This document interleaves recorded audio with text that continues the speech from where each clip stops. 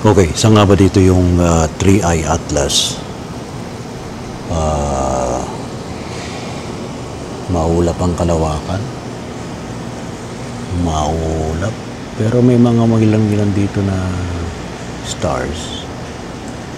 Ito. Ayun, star yun.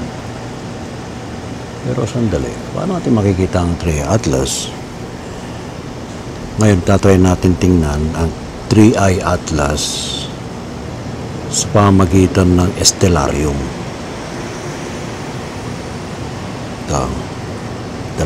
Ito yung Stellarium. Isang mobile app ang Stellarium. Makikita nyo rito yung mga star system. Ganyan. Tingnan natin. Titinan natin ang Three Eye Atlas. Here. Okay.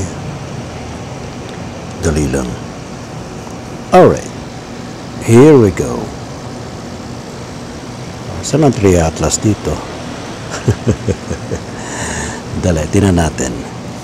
So, isa-search natin ang Three Eye Atlas.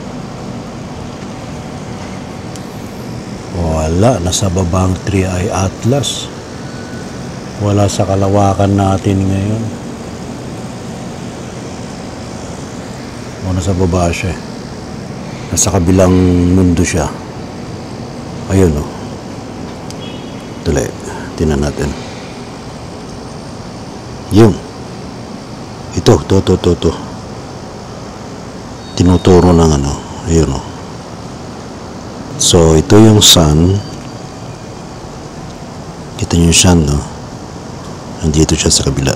Ayan, no? Ayun.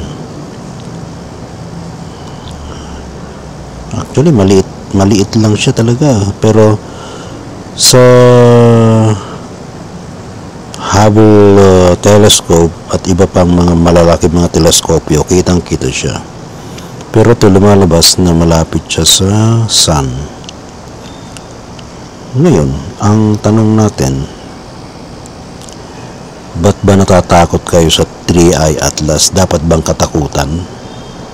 Marami speculation about Three Eye Atlas. Sabi ito raw ay galactic ship galing sa ibang star system. Yan natin pag-uusapan sa Gabi ng Misteryo.